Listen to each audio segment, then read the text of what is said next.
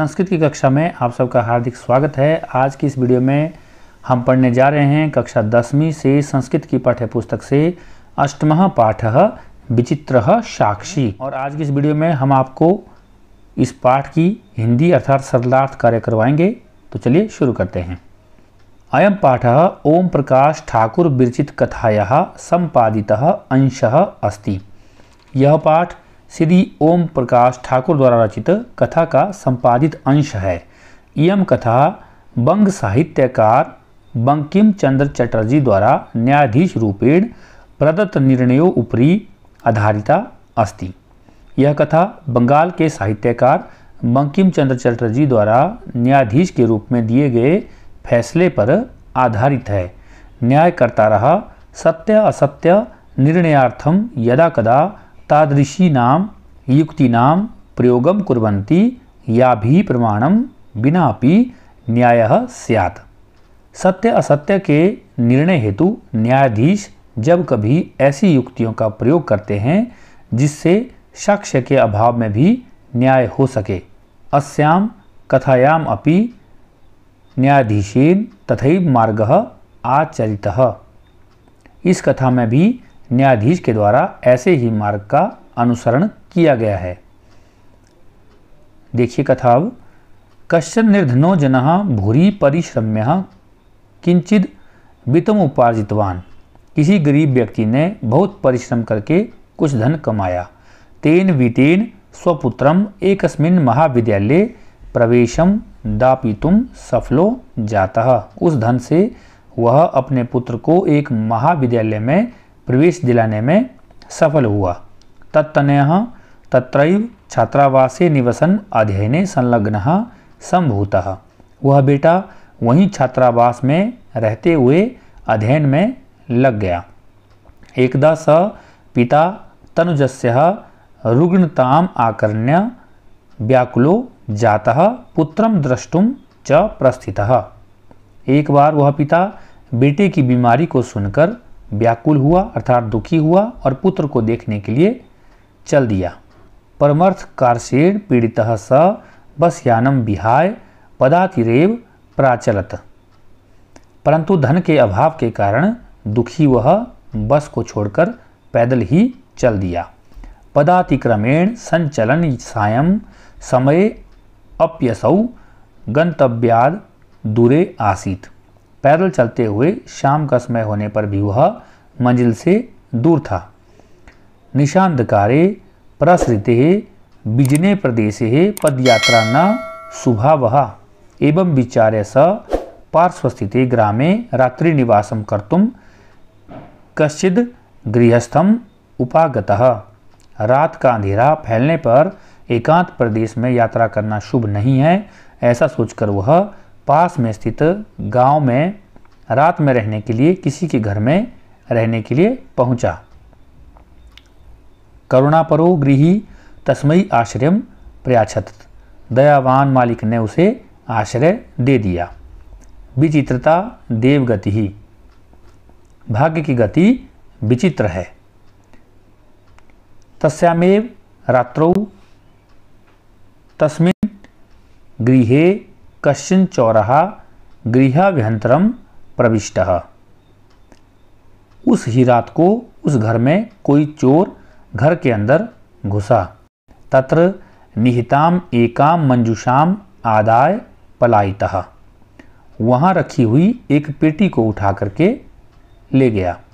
चौरस्य पादध्वनिना प्रबुद्धो अतिथिः चौर संख्या तम अनवधावत अगृहणाच परम विचित्रम आघटत।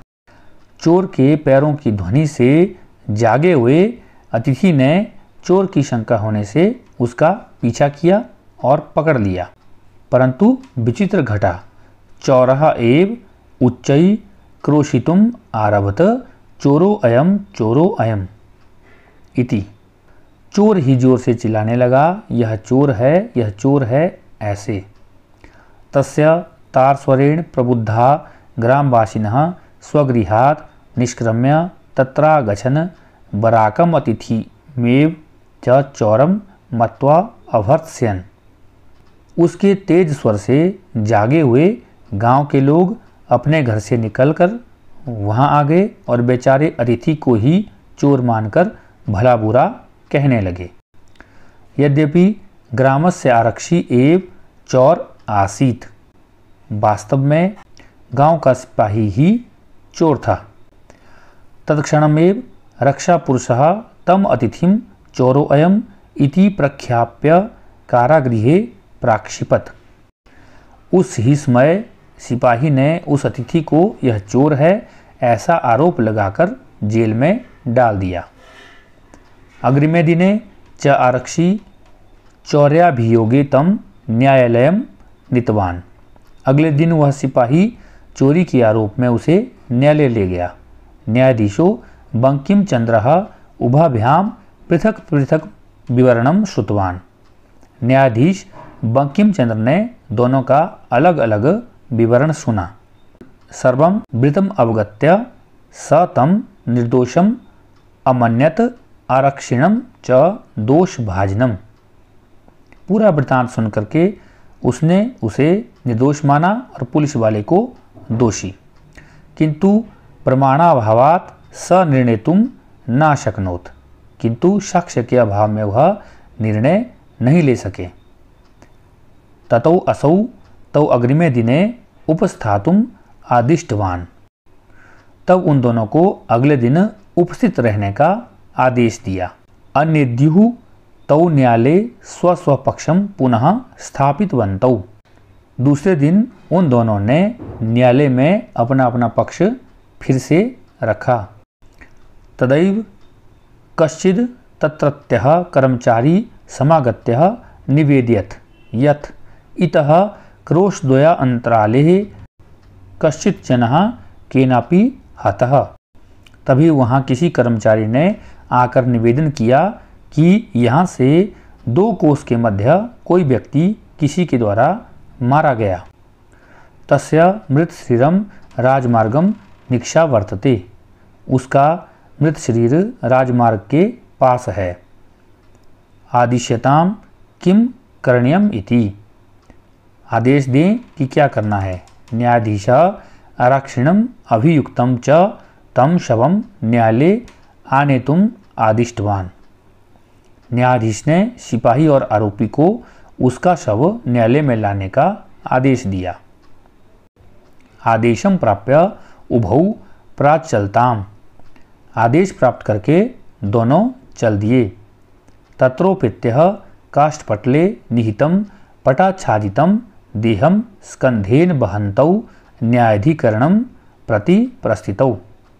वहाँ आकर लकड़ी के तख्त पर रखे हुए कपड़े से ढके हुए शरीर को कंधे पर ढोते हुए न्यायाधीश की ओर चल दिए। आरक्षी सुपुष्ट देह आसीत, अभियुक्तश्च अतीव कृशकायः। सिपाही पुष्ट शरीर वाला था और आरोपी अत्यंत दुर्बल शरीर वाला। भारवतः शवस्य स्कंधेन बहनम तत्कृते दुष्करम आसीत। भारी शव को कंधे पर ढोना उसके लिए कठिन था। स भार वेदनया क्रंदति स्म। वह भार की पीड़ा से रोने लगा। तस्य क्रंदनम निशम्य मुदित आरक्षी तम उवाच रे दुष्ट तस्मिन् दिने त्वया अहम चोरिताया मंजुषाया ग्रहणाद वारितः। उसके रोने को सुनकर प्रसन्न हुए सिपाही ने उससे कहा, अरे दुष्ट, उस दिन तुम्हारे द्वारा मैं चोरी की पेटी को ग्रहण करने से रोका गया। इदानीं निजकृत्यस्य फलम भुङ्क्ष्व। इस समय अपने किए का फल भोगो। अस्मिन् चौर्याभियोगे त्वं वर्षत्रयस्य कारादंडम लप्स्यसे। इस चोरी के आरोप में तुम्हें 3 वर्ष का कारावास मिलेगा। इति प्रोच्य उच्चै अहसत। ऐसा कहकर जोर से हंसा। यथा कथंचिद उभौ शवम आनीय एकस्मिन् चत्वरे स्थापितवन्तौ। ऐसे तैसे दोनों शव को लेकर एक चौराहे पर रुक गए। न्यायाधीशेन पुनस्तौ घटनाया विषये वक्तुम आदिष्टौ। न्यायाधीश ने फिर से घटना के विषय में बोलने का आदेश दिया। आरक्षिणी निज पक्षम प्रस्तुतवती आश्चर्यम अघटत। स शवः प्रावारकम अपसार्य न्यायाधीशम अभिवाद्य निवेदितान मान्यवर। एतेन आरक्षिणा अध्वनि यदुक्तं तद्वर्णयामि त्वया अहं चोरितायाः मंजूषायाः ग्रहणाद् वारितः अतः निजकृत्यस्य फलं भोगस्व। सिपाही के अपना पक्ष प्रस्तुत करते हुए आश्चर्य हुआ। उस शब्द ने ऊपरी वस्त्र हटाकर न्यायाधीश को प्रणाम करके निवेदन किया, हे मान्यवर, इस सिपाही के द्वारा रास्ते में जो कहा गया वह बताता हूँ। तुम्हारे द्वारा मैं चोरी की पेटी को ग्रहण करने से रोका गया, अतः अपने कर्म का फल भोगो। अस्मिन् चौर्याभिभोगे त्वं वर्षत्रयस्य कारादंडम लप्स्यसे इति। इस चोरी के आरोप में तुम्हें 3 वर्ष का कारावास मिलेगा। न्यायाधीशः आरक्षणे कारादंडम आदिश्य तम जनम सस्मानम मुक्तवान। न्यायाधीश ने सिपाही को कारावास के दंड का आदेश देकर उस व्यक्ति को समान सहित मुक्त किया। अतएव उच्यते, इसलिए कहा ही गया है, दुष्कराण्यपि कर्माणि मति वैभवशालिनः नीतिम युक्तिम समालंब्य लीलएव प्रकुर्वते। इसका अन्वय इस प्रकार से होगा, मति वैभवशालिनः जना दुष्कराणि कर्माणि अपि नीतिम युक्तिम समालंब्य लीलया एव प्रकुर्वते। बुद्धि और संपत्ति सहित व्यक्ति कठिन काम भी नीति और युक्ति का आश्रय लेकर आसानी से ही कर लेता है। तो यह था हमारे आज के इस पाठ की हिंदी। उम्मीद है आप लोगों को यह पाठ समझ आ गया होगा। आप इस पाठ को पॉज करके इसी तरह से लिख लें और याद कर लें। इसी प्रकार की वीडियो को प्राप्त करने के लिए आप हमारे चैनल इजी ज्ञान को लाइक शेयर सब्सक्राइब जरूर करें। बेल आइकन कॉल पर जरूर सेलेक्ट करें ताकि जैसे हम नई वीडियो को अपलोड करते हैं आप तक हमारी वीडियो की नोटिफिकेशन सबसे पहले पहुंच सके। इसी के साथ वीडियो में अंत तक बने रहने के लिए आप सबका हार्दिक धन्यवाद। मिलते हैं किसी दूसरी वीडियो में, तब तक के लिए नमस्कार। आपका दिन शुभ हो, मंगल हो।